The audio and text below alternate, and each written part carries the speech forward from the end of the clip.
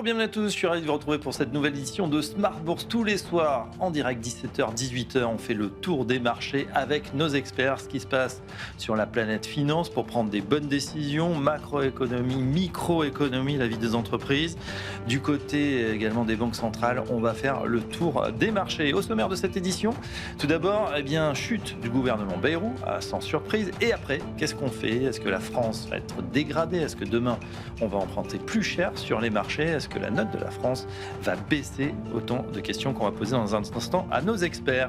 Et puis on reste du côté de la politique monétaire, cette fois américaine, les marchés financiers concentrés sur cette politique monétaire américaine avec un marché de l'emploi plus faible qu'estimé. Alors est-ce que la pression s'accentue sur la Fed? Réponse dans quelques instants. Et puis dans le dernier quart d'heure, on va s'intéresser aux obligations haut rendement, les obligations high yield. Elles font peur, mais est-ce que ce n'est pas un bon placement?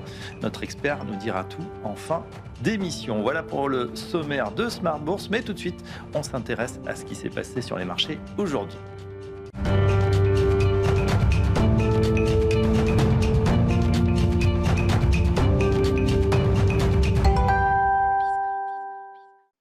On démarre avec le point sur les marchés et comme tous les soirs, Pauline Gratel nous a rejoint. Pauline, bonsoir. Bonsoir. Alors, commençons par la France. Donc, le gouvernement Bayrou, c'est out.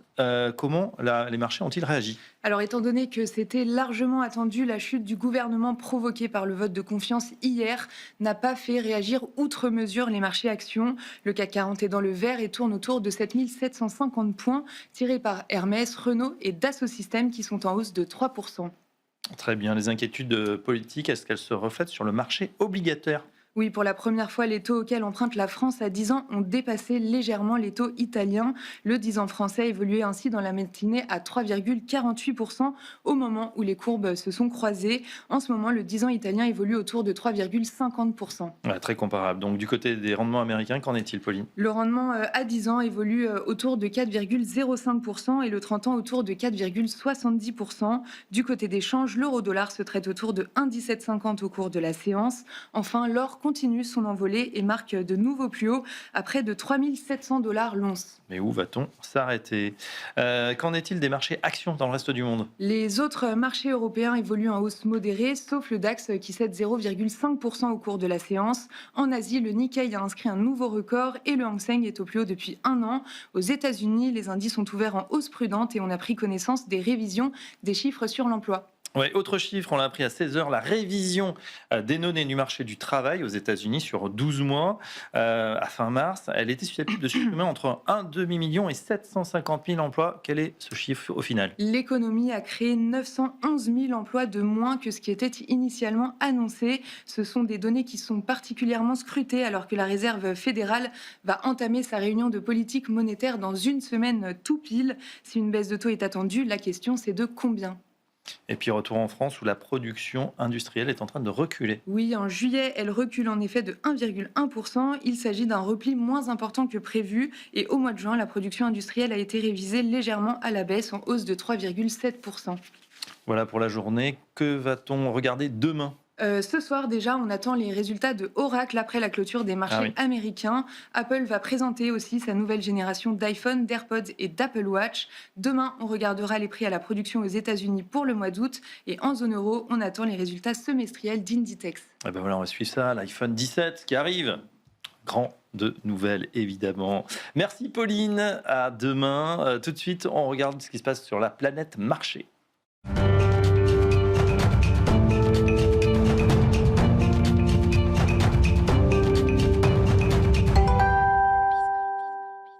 Planète Marché avec 3 experts en plateau avec nous pour décrypter tout ce qui se passe et commenter les actualités qu'on vient d'entendre avec Pauline. On est ravi d'accueillir Louis Defels. Bonsoir Louis. Directeur général responsable de la gestion collective chez Gay-Lussac Gestion. Bienvenue à vous. Stéphane Déo, bonsoir. Bonsoir. Vous êtes senior portfolio manager chez Eleva Capital. Mais ce n'est pas tout, vous êtes aussi un membre éminent de l'Éco à venir. Tout à fait. Un mot de l'Éco à venir. C'est un groupe d'économistes que nous avons formé il y a 1 an ou 2 et nous avons fondé une association où on essaye de vulgariser l'économie. Donc, elle est sur notre site web. Vous avez des podcasts qui essayent d'expliquer l'économie de manière non partisane. Très bien. Et donc, on essaye de participer au débat. Voilà, si on comprend rien à ce qui se dit sur Smart Bourse, on va voir du Voilà. côté de l'écho à venir.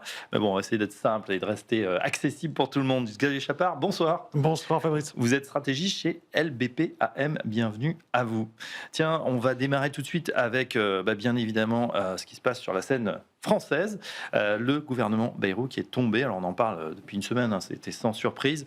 On voit que le marché, finalement, marché action, n'a pas tellement réagi. Le marché obligataire, c'était déjà tendu, hein, l'OAT. Aujourd'hui, où on en est? Est-ce qu'il y a des craintes à venir maintenant qu'on est à nouveau dans l'incertitude et dans un non-gouvernement? Alors, le scénario qu'on a actuellement pour le marché, c'était totalement intégré dans les primes de risque qu'on avait déjà. En fait, c'est même entre les deux solutions, c'est-à-dire la nomination d'un nouveau Premier ministre ou une nouvelle dissolution, c'est plutôt le scénario un peu plus favorable au marché avec la nomination d'un nouveau Premier ministre. En tout cas, on repousse en fait l'incertitude, mais pour le marché, c'était déjà intégré. Nous, on pense qu'à court terme, il va y avoir de la volatilité parce qu'il va y avoir des négociations pour former le nouveau gouvernement et donc, a priori, quelques cadeaux budgétaires. Et l'autre raison, c'est la révision du rating par Fitch vendredi, où il y a un risque assez notable de dégradation encore de la dot de la France. Déjà intégré peut-être dans Alors voilà, le truc, ça peut créer de la volatilité là à court terme. Maintenant, à moyen terme, le spread France-Allemagne à quasiment 80 points de base. On pense que ça intègre à peu près l'incertitude durable qu'on anticipe et l'ajustement budgétaire un peu moins important que ce qu'avait annoncé Bayrou, ce qui est probable pour l'année prochaine. On ne pense pas qu'il y ait de risque de gros écartements supplémentaires. Voilà, en pensant que les scénarios du pire, c'est-à-dire une démission de Macron ou une sanction par la Commission européenne de la France, c'est très peu probable à court terme. Et donc, on pense que les investisseurs, si le spread s'écarte à 90 points de base ou quelque chose comme ça, rachèteront de la dette française. Donc, c'est plus un risque durable qui va être dans les prix plutôt qu'une nouvelle crise de la dette. Stéphane Déo, c'est vrai que le président a reçu la démission de François Bayrou, c'était un peu plus tôt dans la journée, et il a dit qu'il allait nommer un Premier ministre dans les prochains jours. C'est vrai qu'on avait attendu pratiquement 2 mois l'an dernier, on se souvient, période des JO, c'était l'excuse en tout cas. Oui. Là, il n'y a plus. C'est vrai. Là, il n'y a plus, donc il n'y a plus d'excuses. C'est une période à haut risque, là, où finalement, comme vient de le dire Xavier, les marchés ont déjà circonscrit un peu les dangers. Non, je pense que pour l'instant, on est dans la zone, entre guillemets, connue. Ça ne veut pas dire qu'on sait où on va, mais le vote, c'était téléguidé. On savait que de toute façon, le gouvernement allait tomber, donc le marché ne réagit pas parce qu'il savait déjà que ça allait arriver. On va avoir un nouveau Premier ministre, donc pour l'instant, on est dans l'attente. Le downgrade de la France, oui, c'est très probable, mais on a des taux maintenant, Pauline le disait avant, qui sont très très proches de l'Italie. Oui. La France est double A, ce qui reste une bonne note, mais on traite comme un simple A. C'est-à-dire comme l'Italie. 3,48 pour la France, 3,50 pour l'Italie. Oui, je suis désolé, il y a une toute petite subtilité, c'est que l'empreinte de référence a changé aujourd'hui. Bloomberg est un peu facétieux, ils auraient pu choisir un autre jour pour ça. Mais bon, du coup, en fait, si vous regardez précisément, on est encore un tout petit peu en dessous de l'Italie. Mais bon, ça se joue à un poil près, donc peu importe. Ce qui est important, c'est que les marchés considèrent déjà que le risque, ou la prime de risque pour la France est à peu près équivalente à celle de l'Italie. Elle est supérieure à l'Espagne, au Portugal. Ouais. Tous ces pays sont déjà en simple A. Le souci, c'est que l'an prochain, on a beaucoup de dettes qui va être levée par tous les pays. Et puis, un nouvel entrant, c'est l'Allemagne, qui aussi va y mettre avec une très bonne notation. Donc, ils vont peut-être capter en priorité l'argent des investisseurs. Oui, alors moi, j'ai une théorie sur ça qui, j'espère, sera fausse. Mais jusqu'à présent, il y avait très très peu de papiers allemands. Pourquoi ? Parce que la dette allemande était beaucoup plus faible. Et il y a beaucoup de banques centrales qui détiennent de la dette allemande. On pense qu'il y a au moins les 2/3 de la dette allemande qui est détenue par la BCE, plus des banques centrales asiatiques, d'Amérique latine, pour des raisons de conservation de réserves de change. Ouais. Du coup, si vous êtes un investisseur, vous n'avez pas assez de Bund pour investir. Donc vous prenez l'ersat le plus proche, c'est la France en fait, qui n'est pas AAA, donc qui n'est pas une très bonne note, mais qui est très proche et qui est très liquide, etc., etc.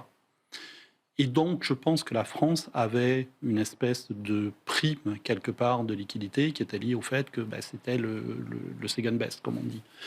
Là, si on passe au-dessus de l'Italie et si l'Allemagne commence à émettre beaucoup, cet argument tombe. Est-ce que ça vaut 0,5, 5 BP, 10 BP, Oui, etc. donc est-ce que ça va augmenter?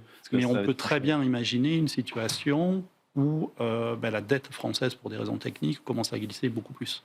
Et on le voit si vous regardez, par exemple, les achats des Japonais. On a des données hebdomadaires assez précises. Ces gens-là ont déjà commencé à vendre de la France de manière très nette depuis 2 ans et à racheter de l'Italie en contrepartie. Ouais. Parce que jusqu'à présent, la dette italienne payait beaucoup mieux. Enfin, beaucoup mieux. Mieux, je rappelle que avec une trajectoire aussi intéressante. Avec une trajectoire de dette, si vous prolongez la trajectoire de dette, la dette française dépasse la dette italienne d'ici la fin de la décennie. Ouais, ça c'est probable. On termine le tour de table, Louis de Fels, avec votre réaction également à la chute du gouvernement Bayrou et ses conséquences, bien évidemment. La chute en elle-même n'a pas énormément de conséquences, on va dire directes, parce que le marché l'avait complètement anticipé. Je crois qu'on est remonté ce matin à 82 points de base entre l'OAT et Bund. Mais plus que l'on voit, nous, depuis avril 2024, parce que vous savez, chez Gay-Lussac Gestion, on a des fonds, on est spécialisé sur les micro-small cap, donc on a un fonds Pure France, un fonds européen et même un fonds Monde.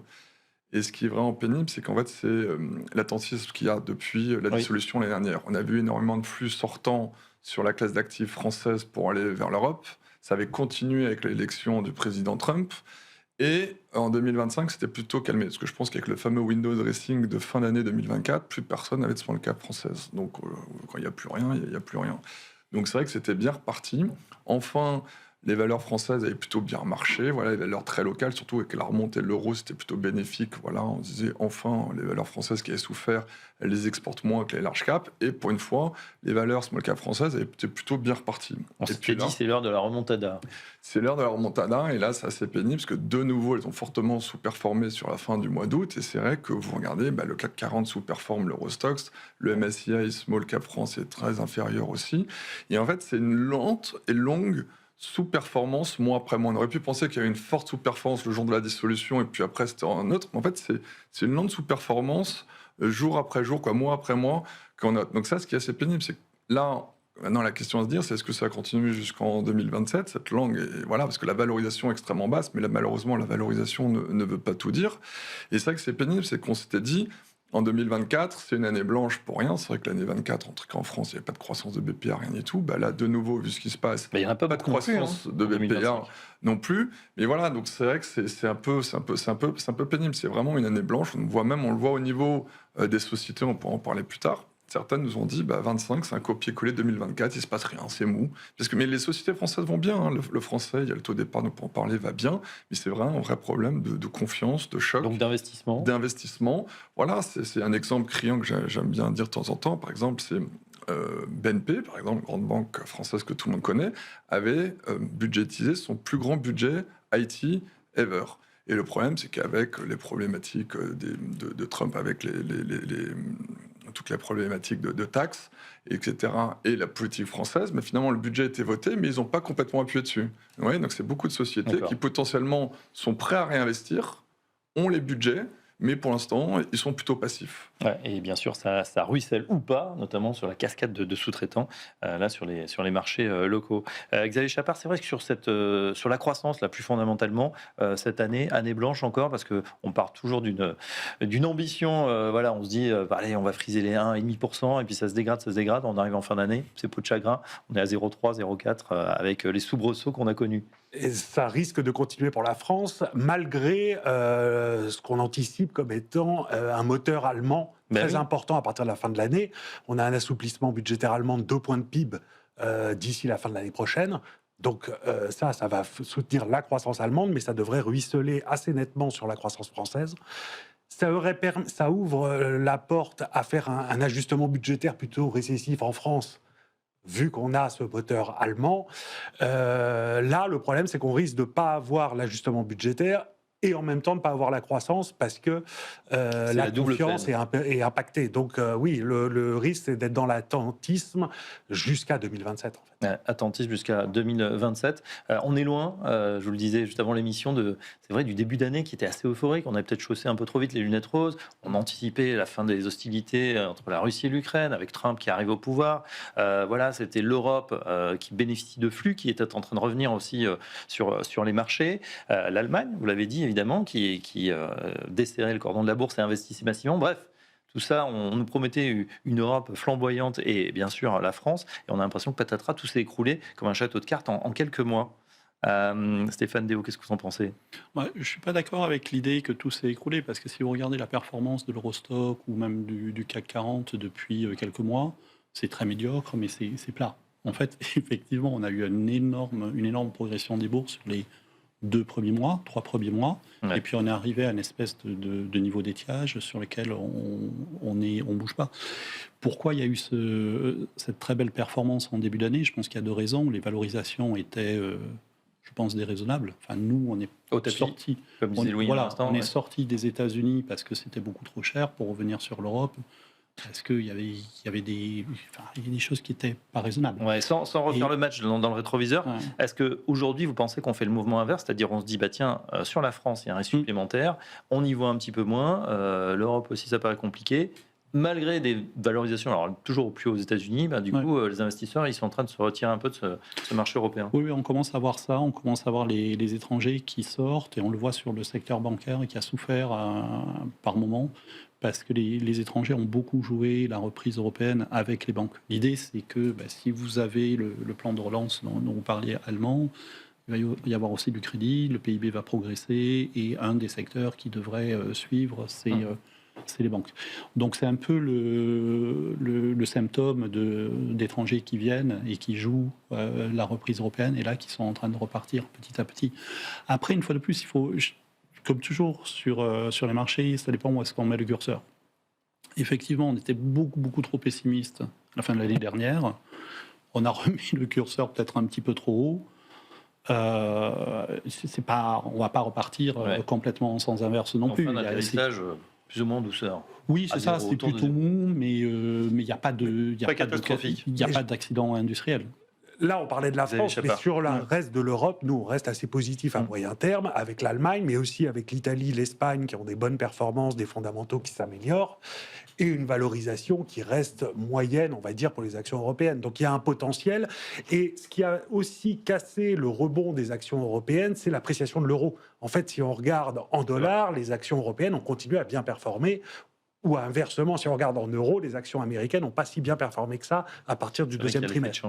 Donc si le change se stabilise un peu, ou en tout cas s'apprécie moins vite, il y a un potentiel de reprise de la hausse des marchés européens à moyen terme. Ouais, c'est vrai qu'on a l'impression d'une Europe à 2 vitesses. Louis de Fels, on s'est beaucoup moqué il y a quelques années des pays Club Med, du sud de l'Europe, mais aujourd'hui, force est de constater que c'est eux qui tirent la croissance. Je crois qu'on a même un record sur la bourse grecque, qui fait plus de 30% depuis le début de l'année. Oui, c'est la revanche des PIX. En effet, nous on aime beaucoup la Grèce. On a quasiment entre 15 et 20% dans nos portefeuilles en Grèce. Il y a des superbes valeurs familiales très bien gérées, avec des coûts de production assez faibles. Donc à des niveaux de valorisation encore assez très corrects. Donc comme ils ont un coût de production assez faible, ils ont 3 différents métiers. Donc ils ont la production pour les touristes, donc c'est vrai que la consommation qui est à fond, mais surtout ils ont des coûts de production notamment dans la technologie et ou dans les matières, et ils commencent à exporter de plus en plus à des coûts assez faibles, donc des grands gains de productivité. Donc c'est vrai que la Grèce on aime beaucoup, l'Italie c'est quand même au corps des très beaux pays.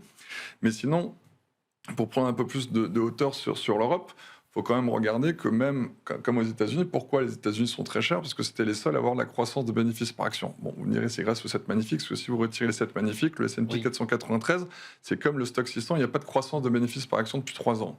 Voilà, 23, 24, 25, il n'y a pas de croissance de bénéfices. Il y en avait en Europe, mais voilà, comme vous l'avez dit, avec l'euro qui remonte, il y a plus de croissance de bénéfices par action à attendre en Europe. Mais donc ça, c'est au niveau des bénéfices par action. Donc maintenant, on peut se dire, le plan allemand, c'est une vraie bonne nouvelle. Je pense qu'en effet, 2 points de PIB de relance, c'est vraiment énorme. Et évidemment, ça va ruisseler sur la France, qui est le premier partenaire, mais aussi sur le reste de l'Europe. Donc voilà, donc maintenant, ce qu'il faut faire, c'est quelle va être la croissance de bénéfices par action pour 2026, au moment où les États-Unis, eux, sont peut-être arrivés au pic de leur croissance des bénéfices par action. Parce qu'il ne faut pas oublier que ça fait depuis 2014 que les US eux sont en train de croître en faisant du déficit. Ça y est, le président Trump l'a refait encore avec son triple B.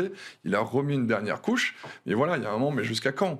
Et aujourd'hui, il ne faut pas oublier que c'est le consommateur américain qui prend en plein pot les tarifs douaniers. Donc à un moment, là on voit sur pas mal de publications, il y a un moment, ils ne peuvent plus augmenter les prix ou plus du tout passer aux consommateurs américains, et ça va finir par faire mal, parce que le premier semestre, au final, on a été plutôt réassurés, parce qu'on pense que les chiffres sont plutôt assez bons, parce qu'il y a eu énormément, au final, des achats d'anticipation, de surstockage.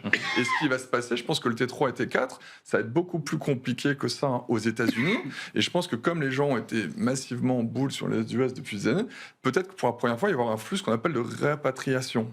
Donc voilà, c'est vrai que tous les Européens étaient sur les US, parce que maintenant, le problème, c'est comme on a l'euro qui est contre nous, quoi. L'euro-dollar, voilà, on était quasiment à parité, on a un 17 aujourd'hui. Nous, on pense qu'on peut monter à 1,20, même à 1,25, parce que voilà, notamment grâce au plan allemand, on pense que la différentielle de taux d'intérêt entre les US et l'Europe vont se réduire. Donc c'est-à-dire, voilà, on est encore à 4,05 et à quasiment 2,5, je crois, sur le Bund.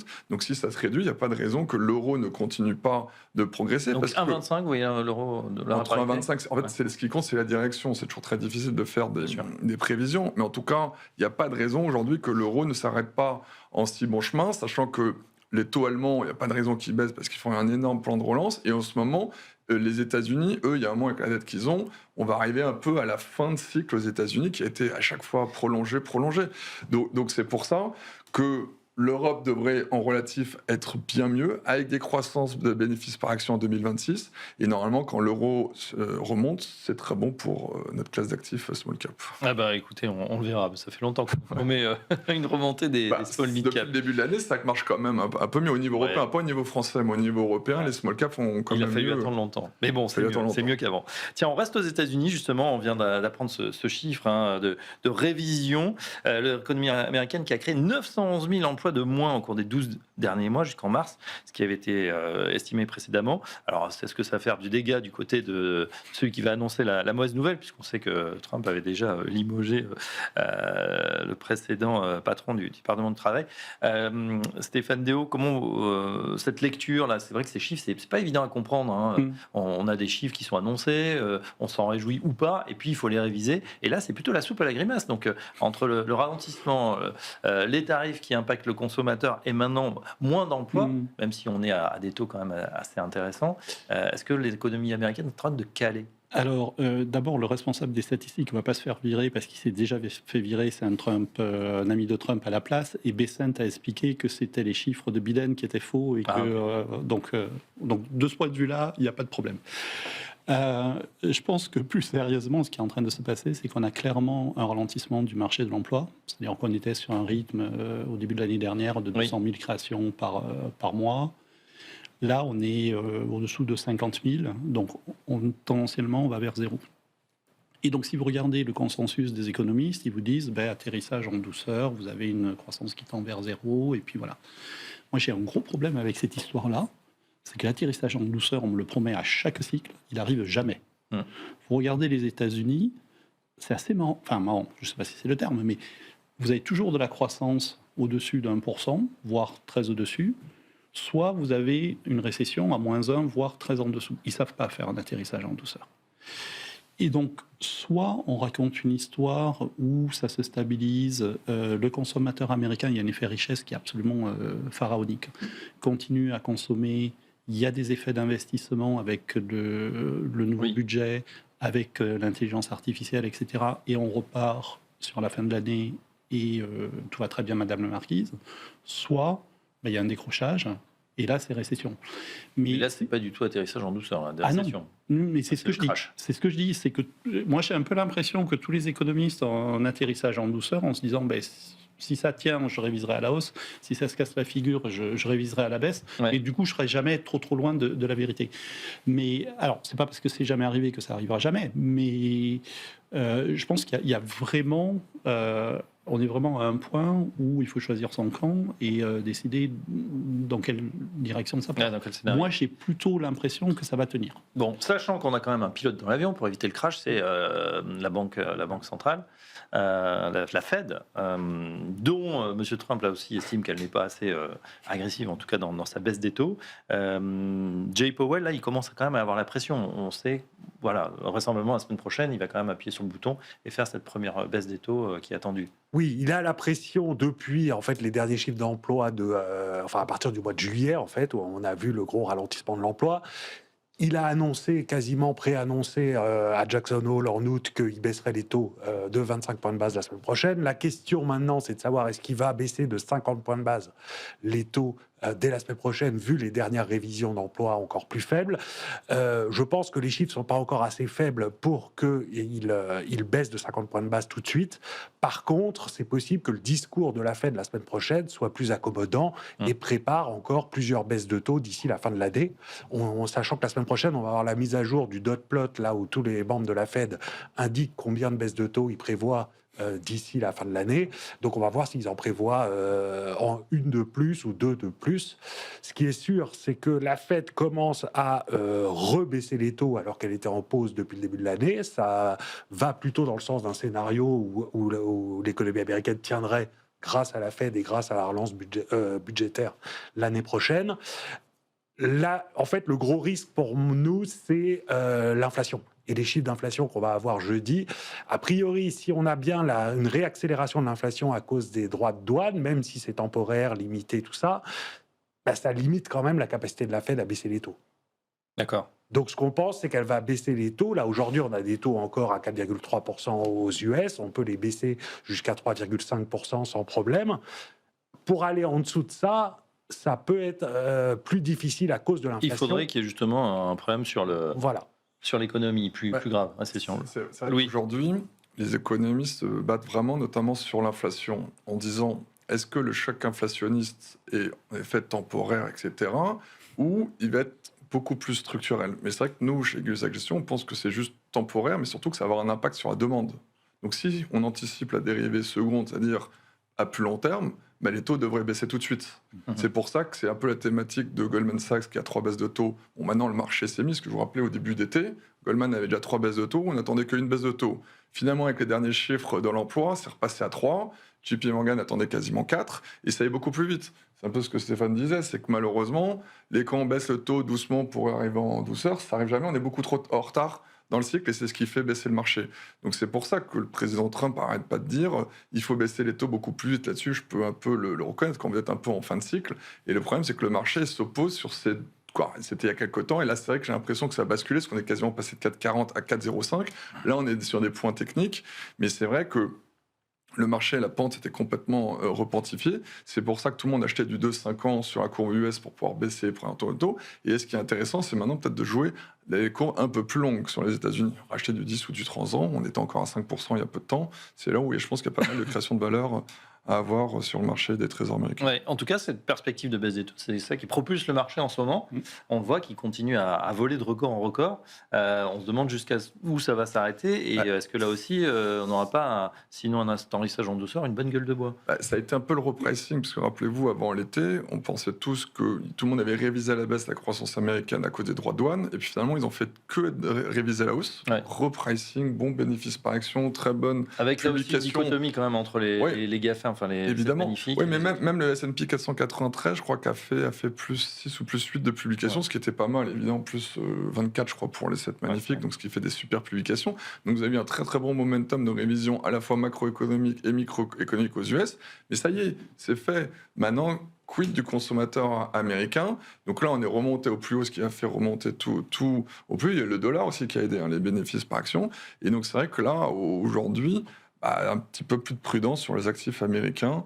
Et c'est pour ça qu'on préfère largement, ça c'est consensuel, je pense, autour de la table, les actifs européens, où il y a un vrai plan de relance, notamment budgétaire, alors qu'aux États-Unis, c'est vrai qu'il y a une relance budgétaire, mais qui est complètement dépassée par les impacts de guerre fiscale. Ouais, il a beau jeu, Trump, d'engueuler Jay Powell, parce que c'est un peu le pompier pyromane. Bon, bien sûr, il y a cette guerre tarifaire. Bon, on prend quand même quelques sous au passage. On estime à 100 milliards là, ce qui a été récolté, et puis ça va continuer les prochaines années, bien évidemment. Mais là, il dit en même temps, voilà, attention, il y a l'inflation qui redémarre, ou peut-être il faut encore accélérer pour faire America encore plus great again. C'est pas toujours lisible, ça, on le savait. Pour autant, voilà, le patron de la Fed, là, il est dans un corner et il doit appuyer sur le bouton, alors fort, pas fort. C'est ça qu'il va devoir décider dans les prochains mois. Alors, juste un petit rappel historique. Powell, il est président de la Fed depuis 8 ans. C'est-à-dire qu'il a été nommé par une personne qui s'appelle Donald Trump, qui était président de la République à l'époque. Donc maintenant, c'est assez cocasse de le voir expliquer que c'est pas le bon, etc., etc. C'est pas le bon. Mais il a changé. Oui. Moi, je trouve que Donald a très bien joué, paradoxalement. Ouais. Vous l'appelez Donald maintenant. Oui, le Donald. Parce qu'il y avait une place de libre au board de la Fed. Il a nommé Myrène, qui était le responsable du conseil d'analyse économique. Myrène était en perte de vitesse, il avait plus d'influence, etc. Donc Myrène est là, et il doit se racheter une vertu, c'est-à-dire expliquer à tout le monde qu'il faut baisser les taux pour faire plaisir à Trump. Et il a été mis là pour 6 mois uniquement. Donc il sait qu'il est sous pression, donc il y a un Trumpiste convaincu dans la place. Et en mettant Myrène 6 mois seulement, on laisse ouvert la candidature pour remplacer Powell. Et donc, on a 2-3 membres du board, Waller, etc., qui sont en pleine campagne électorale, c'est-à-dire qui n'arrêtent pas d'expliquer, pour faire plaisir à Trump, qu'il faut baisser les taux, et d'ailleurs, il faudrait baisser les taux. Donc, en fait, alors, je ne suis pas sûr que ce soit une très très bonne idée pour le long terme, parce qu'en termes d'indépendance de la Fed, etc., c'est ça, l'indépendance en question. On peut poser quelques questions, mais à court terme, en fait, il a réussi à complètement phagocyter le board de la Fed. C'est très malin. Et donc, pour elle, effectivement, comme vous l'avez dit, il s'est retrouvé dans un corner parce qu'il est devenu minoritaire. Et donc, il va être obligé de baisser les taux. Après, est-ce qu'il faut baisser les taux de manière agressive ? Le Bitcoin est au plus haut, le Nasdaq est au plus haut, le S&P est au plus haut, l'or est au plus haut, les taux longs sont quand même assez élevés, l'inflation est à 3 alors que l'objectif c'est 2, elle a plutôt tendance à accélérer. Je ne suis pas sûr qu'il y ait une urgence folle à baisser les taux. Mais ça, c'est mon point de vue. Donc, Powell va peut-être résister encore quelques mois. Là, il a gagné du temps en pouvant baisser les taux 2 ou 3 fois d'ici la fin de l'année. Il est sur la trajectoire de baisse de taux, donc il devrait calmer un peu la pression politique sur la Fed. Et en même temps, comme les taux étaient très élevés, c'est raisonnable, d'un point de vue économique, de ramener les taux vers des niveaux un peu plus bas. Après, ça sera plutôt l'année prochaine et à la fin du mandat de Powell, qui est en mai de l'année prochaine, où là, la Fed devra montrer si elle baisse les taux vraiment de façon indue très bas pour aider Donald Trump, ou si elle s'arrête et qu'elle reste avec des taux relativement élevés pour limiter les risques inflationnistes. Très bien.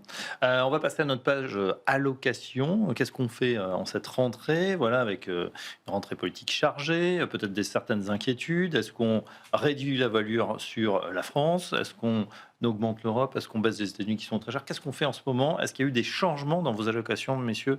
On commence avec vous, Xavier Chapard, chez LBPM.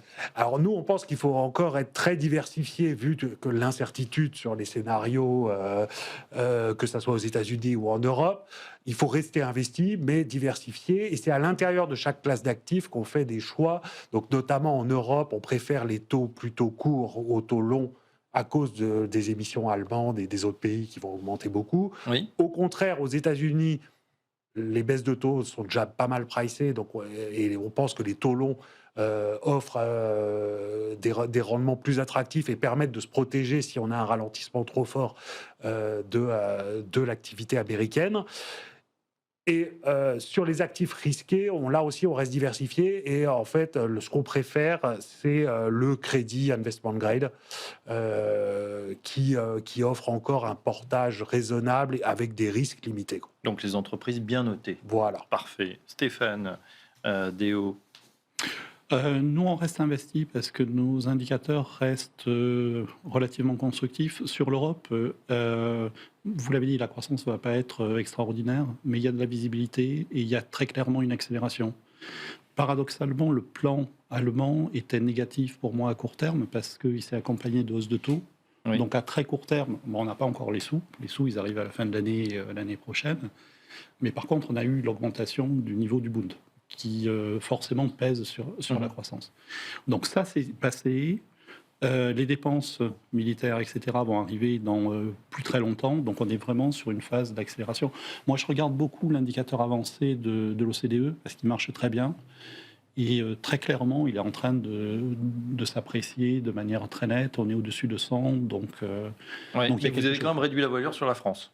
Ah oui, sur la France, par contre, on fait attention parce que je ne sais pas prévoir le risque politique, tout simplement. Et parce qu'à un moment donné, on peut se retrouver sur un scénario qui est moins sympathique que le scénario central. Donc moins d'actions françaises, moins d'obligations françaises. Et sur les États-Unis, on est toujours investi sur les États-Unis. Moi, je suis assez dubitatif. Je pense une fois de plus qu'il y a une pression telle sur la Fed qu'ils vont baisser les taux de manière excessive. Donc à moyen terme, je suis inquiet. Et puis il y a la discussion qu'on a eue tout à l'heure, qui est le soft landing. C'est jamais arrivé, donc ça peut très vite, on peut très vite avoir un décrochage. J'avais vu le PDG de Moderna qui disait « Je suis un optimiste paranoïaque ». Sur les États-Unis, c'est un peu ça. C'est « Je suis optimiste, mais j'ai le droit sur la gâchette pour partir très très vite dès qu'il y a le moindre signe ». Donc c'est optimiste paranoïaque. Sur il a raison. Moderna, c'est vrai que ça... Ouais. C'est très volatile. C'est ça que nous, Louis, on est un peu pareil sur les États-Unis, parce qu'aujourd'hui, où est la croissance des bénéfices par action? C'est aux États-Unis, donc on n'a pas le choix d'y être, notamment grâce à l'IA. Mais c'est vrai qu'un jour, on a évoqué 1000 fois la rentabilité, retour sur investissement de l'IA. Mais tant que ça tient, c'est vrai que voilà, faut rester, mais c'est un peu surveiller l'expression, j'ai déjà oublié. Mais voilà, merci. Ça peut être intéressant, ça peut repartir très vite. Mais pour l'instant, tant que le momentum est là, le marché est super momentum, donc il n'y a pas de raison, mais à surveiller de près. En revanche, comme nous, on a un scénario avec une forte remontée de l'euro, c'est vrai qu'en tant qu'Européen, si vous êtes investi aux États-Unis, vous avez ce que vous pouvez gagner sur l'action, vous le perdez sur le change. Donc attention quand même. Et c'est assez statistique, quand l'euro surperforme le dollar, mécaniquement, tout le temps, les small caps ont surperformé les large caps. Parce que tout ce qu'on reprochait depuis 10 ans, depuis 2014, on disait les small caps, il ne faut pas en avoir parce qu'elles sont moins exposées aux États-Unis, etc. Plus difficile de se plus endetter, etc. Là, tout devrait aller mieux, notamment.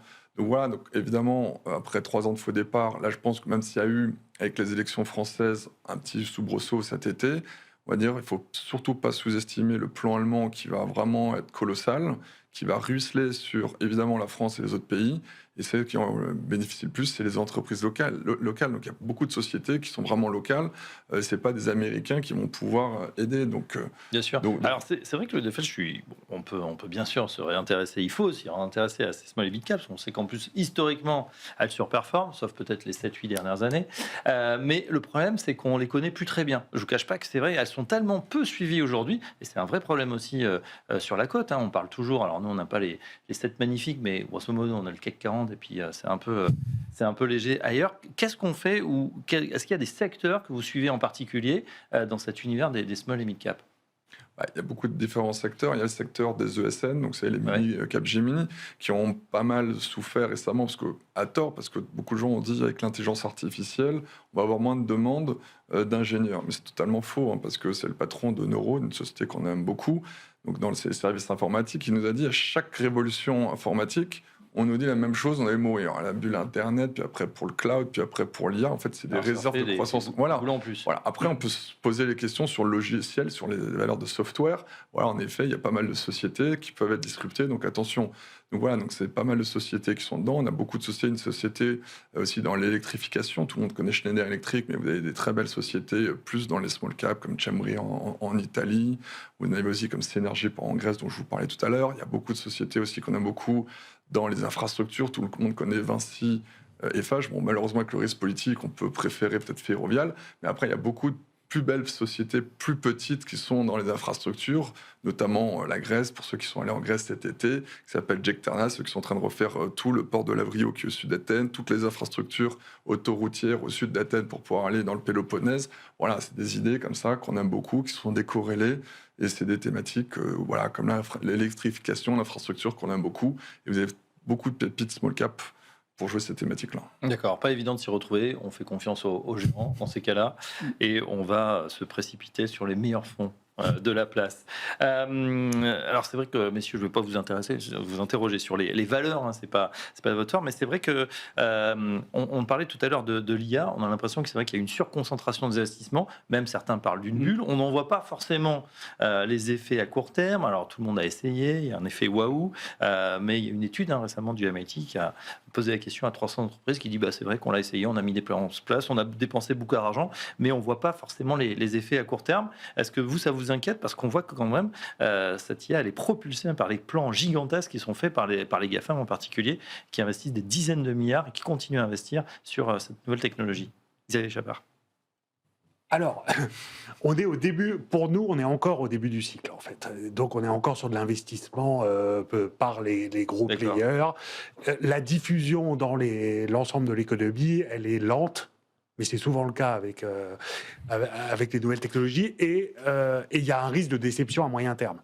Mais je pense, donc sur cette bulle d'investissement qu'on a aujourd'hui, c'est peut-être une bulle, mais à mon avis, on a encore du temps avant d'avoir un risque de déception sur le rendement de tous ces investissements que font les GAFA. Donc je pense que jusqu'en 2027, en tout cas, on reste porté par ce thème-là qui devrait être positif.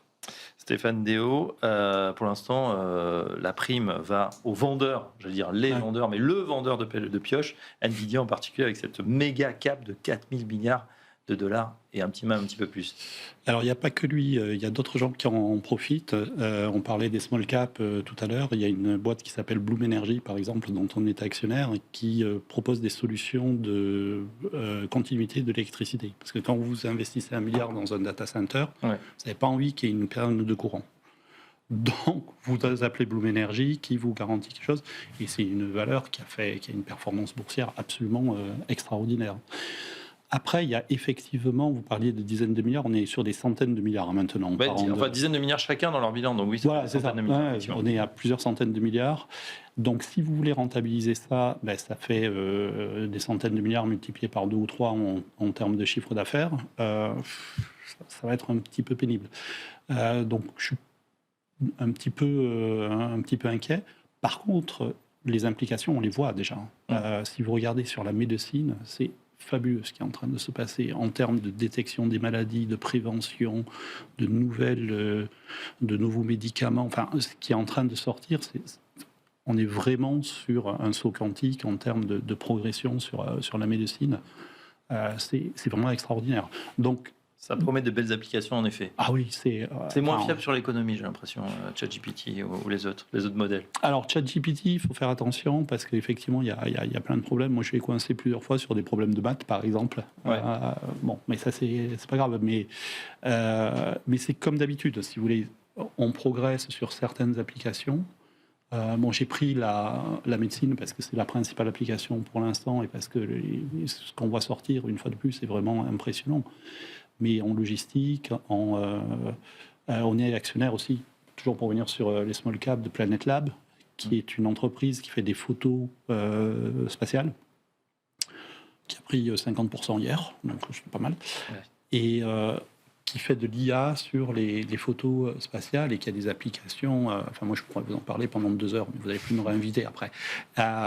Donc, il y a de la place aux autres. En tout cas, il y a vraiment des applications. Voilà. On a des choses qui vont sortir de plus en plus. Ah oui. Tiens, d'ailleurs, on tient notre première décacorne française. C'est Mistral qui a valorisé 14 milliards d'euros. Ça y est, elle n'est plus dans le spectre des small et big cap. Louis, ça, on ne peut plus investir dessus. Non, et ce qui est bien, c'est que pour une fois, c'est une société européenne, donc ASML, qui a investi dedans, qui a participé à l'augmentation de capital. Parce qu'il faut se rappeler que le patron d'ASML est français. Donc voilà, on avait pensé à un moment que ça aurait pu être Apple. Donc voilà, ne boudons pas notre plaisir pour une fois qu'on a une belle palicorne, donc comment vous appelez ça? Décacorne, parce que c'est 10 fois 1 milliard, même 14 fois.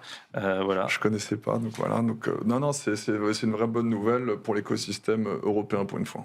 Ouais, effectivement. Bon, et l'intelligence artificielle est utilisée bien sûr par les plus petites valeurs, enfin ils en mettent aussi, ou est-ce que c'est le buzzword pour aller grossir sa valorisation, comme il y avait avant data center, etc. Dans les small caps, voilà, il y en a quelques-unes, mais pour le moment, c'est vrai que la plupart des très belles valeurs liées à l'IA sont toutes aux États-Unis. Après, voilà, il y a des dérivés secondes comme les data centers, il y a pas mal d'autres valeurs. Mais voilà, après, pour l'instant, nous, on préfère jouer en l'IA à travers, on en a parlé un peu tout à l'heure, l'électrification. Voilà, c'est avec une valeur, tout le monde connaît Schneider, mais ça va être des investissements colossaux jusqu'en 2030, juste pour pouvoir intégrer toutes les nouvelles capacités qui vont arriver. Et intégrer tout ça. Bon, très bien. Voilà ce qu'on pouvait dire ce soir, en tout cas, sur cette planète marché, cette planète finance. Merci à Stéphane Déo, Eleva Capital et membre de l'ECO à venir. Louis Defels, merci également pour Gay-Lussac Gestion et Xavier Chapard pour LBP AM. Dans un instant, on continue. On va s'intéresser aux obligations au rendement. À tout de suite dans Smart Bourse.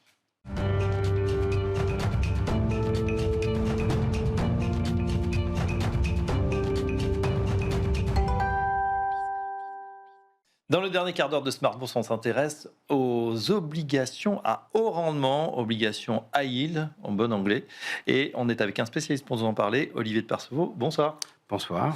Vous êtes spécialiste obligataire pour le groupe Corum. Corum qu'on connaît pour l'épargne immobilière, les SCPI.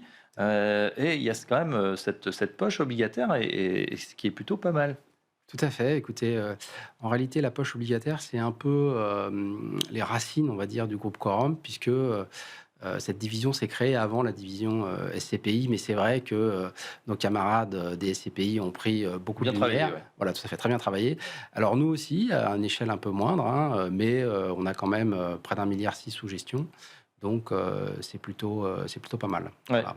Alors, quand on parle obligations, c'est vrai qu'il faut faire les différentes classes d'actifs, les obligations d'État dont on parle beaucoup en ce moment, et puis le crédit, les obligations d'entreprise. Et dans ces entreprises, nos obligations d'entreprise, il y a des différences là aussi. Tout le monde n'est pas logé à la même enseigne. Expliquez-nous. Exactement. Alors, il y a deux grandes catégories, c'est vrai. Il y a ce qu'on appelle la catégorie investment grade, qui sont les obligations de meilleure qualité. Pour dire les choses simplement, c'est les obligations type CAC 40. C'est vraiment le top des entreprises. Et puis, il y a les obligations à haut rendement. Là, ce serait plutôt schématiquement un peu SBF 120, donc des entreprises quand même de taille significative. Je pense que si on regarde le marché du haut rendement, 100% des entreprises ont un chiffre d'affaires supérieur à 500 millions d'euros.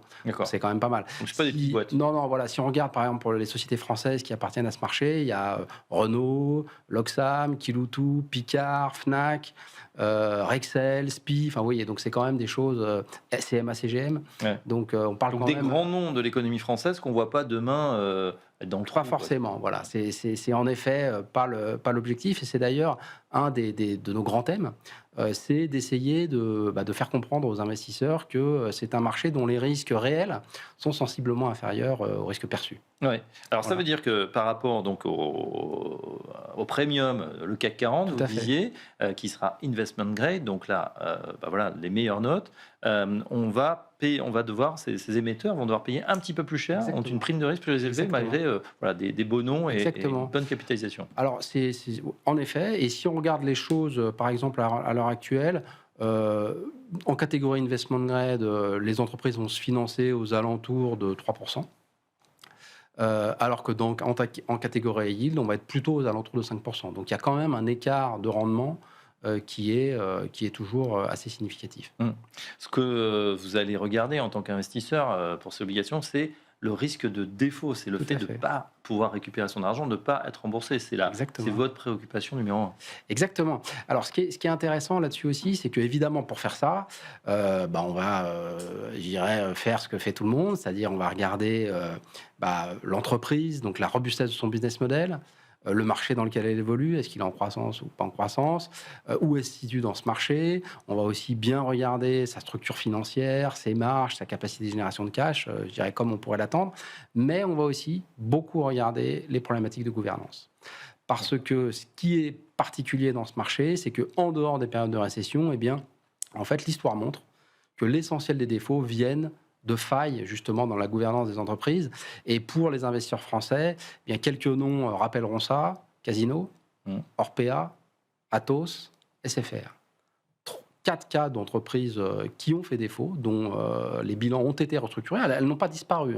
Ça aussi, c'est un élément qui est intéressant. Quand on parle de défaut dans le monde des entreprises, quand on atteint cette taille-là, elles ne disparaissent pas. c'est tout simplement qu'on va restructurer leur bilan et que les créanciers vont perdre de l'argent, mais pas 100% en général. Ils acceptent une réduction Exactement, sur la dette, exactement. Voilà. Ils perdent de l'argent au passage. Exactement. Donc c'est vraiment le mal absolu pour un investisseur. Tout à fait. Il faut piloter très finement ce risque et vous dites donc risque de gouvernance en priorité. Voilà, risque de gouvernance en priorité en dehors des périodes de récession. Sinon, l'autre élément très important, c'est en effet d'avoir un portefeuille qui est adapté aux conditions macroéconomiques. Pour dire les choses de manière très simple, si on estime qu'on va être à l'aube d'une récession, eh bien avoir des entreprises peu cycliques, ce qu'on appelle des utilities, des sociétés pharmaceutiques, des sociétés peu cycliques, et d'éviter les sociétés très cycliques, par exemple le secteur automobile, la chimie ou les matériaux de construction, par exemple. Ouais. Olivier de Perceau, on va être très concret, on est dans une période de stress, en tout cas politique, donc économique. Est-ce qu'il y a une prime qui s'accentue? Est-ce que ça bouge sur ce marché du crédit, ou finalement c'est relativement stable parce qu'on se dit c'est du long terme, les entreprises finalement sont peut-être plus solides? C'est une très bonne question, et pour l'instant, eh bien, il ne se passe pas grand-chose. Ça, c'est vraiment, je dirais, la conclusion qu'on peut tirer des derniers mois. C'est qu'on est sur un marché qui encaisse très bien les chocs. Alors, il y a de bonnes raisons pour ça. C'est-à-dire que si on se focalise sur, dont en France on parle beaucoup, c'est-à-dire l'état des finances publiques, eh bien, la dérivée de cet état des finances publiques sur les entreprises dont on parle, qui sont toutes internationales. CMA, CGM, le business français, c'est pas grand-chose. Voilà. Donc, elles sont tous beaucoup plus sensibles au cycle global qu'au cycle français spécifiquement. Donc, je dirais que pour ce qui est des finances publiques, tant qu'on reste, je dirais, dans une épure où les choses sont à peu près sous contrôle, eh bien, on aura peu, je dirais, de conséquences fortement négatives sur le marché, d'autant plus que, comme c'est un marché européen, la quote-part des entreprises françaises dans ce marché reflète la taille de l'économie française, c'est-à-dire c'est moins de 20%. Donc il y a beaucoup de choses en dehors des entreprises françaises également dans ce marché. Oui, tout à fait. C'est l'exposition à l'international, à la France, pardon, c'est 15% pour les sociétés du CAC 40 versus le reste de leur chiffre d'affaires à l'international. Il y a une chose qui n'est pas bien comprise par les investisseurs. Pour une action, c'est simple, quand ça descend, on perd de l'argent, quand ça monte, on gagne de l'argent. Pour les obligations, c'est un petit peu plus compliqué. Quand les taux montent, ça baisse, quand ça baisse, ça monte. C'est ça. Alors, je vais essayer d'expliquer. En effet, c'est ce que vous avez dit. Quand les taux montent, la valeur des obligations baisse, et quand les taux montent, quand les taux baissent, la valeur des obligations monte. Alors en fait, c'est pas si difficile que ça à comprendre, et ça vient du fait que les obligations sont des instruments financiers dont les taux d'intérêt sont fixes. Oui. Donc, imaginons, vous avez les taux d'intérêt sont à 5%. Donc, pour emprunter, une entreprise doit payer 5%. Si demain, eh bien, la même entreprise doit payer 6%, l'obligation qu'elle a émise la veille à 5%, elle ne paye plus assez.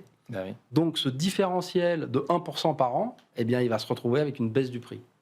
Donc, c'est par ce biais que, en fait, c'est par l'ajustement du prix qu'on va, en fait, ajuster les rendements attendus. Et à contrario, si elle emprunte à 5%, si le lendemain, pour des raisons X, Y, Z, elle doit emprunter à 4%, eh bien, en fait, ce coupon de 5% par an sera trop élevé, et donc le prix va monter pour égaliser les rendements. Oui, on préfère celle à 5%. Exactement. Effectivement, on doit payer à 4%. C'est très clair. Merci d'avoir fait cette parenthèse. On regarde justement du côté de votre gamme chez Coram. Comment, justement, quelles sont vos stratégies là sur ce marché obligataire? Alors, on a deux grandes stratégies principales. La première, qui est, je dirais, un peu notre fonds amiral, qui a été créé en 2017, mais dont les racines remontent à 2009 et qui fait plus d'1 milliard d'euros actuellement. C'est un fonds qui s'appelle Butler Credit Opportunities. C'est un fonds qu'on appelle un peu tout-terrain. Donc l'objectif de ce fonds, c'est d'encaisser bien les périodes baissières sur les marchés, tout en ayant des performances qui restent attractives dans les périodes plus haussières. Donc c'est un fonds à profil assez prudent finalement. Et puis on a créé en 2019 un fonds un peu plus dynamique pour la quote-part de nos clients qui serait, je dirais, moins averse au risque que notre clientèle historique. Et donc ça, c'est un fonds qui s'appelle Butler European High Yield. Et c'est un fonds qui va avoir une volatilité plus grande et donc une propension à la baisse plus forte quand les marchés sont baissiers. Mais à contrario, plus d'upside quand les marchés... Plus opportuniste, finalement. Voilà, plus opportuniste, c'est ça. Ok. Exactement. Comment on accède à ces placements? Parce que c'est vrai que actions, compte titre, PEA, je pense que c'est clair dans Oui, l'esprit tout à des fait. gens. Les obligations, c'est plus confus, on ne sait pas trop comment on en fait. Alors, il y a des fonds, mais dans quoi on les loge finalement? Alors, c'est une très bonne question et je dirais qu'il y a une réponse, c'est en assurance vie. C'est vraiment dans l'assurance vie parce que la fiscalité de l'assurance vie fait vraiment la différence quand on est sur le marché des obligations ou par rapport aux actions, les perspectives de gains sont quand même plus faibles. Ouais. Donc, si vous avez un espoir de gain qui est de 5% et que vous avez une fiscalité de 45%, tout de suite, c'est moins intéressant. Et donc, l'assurance vie, en vous protégeant pas mal, va vous permettre de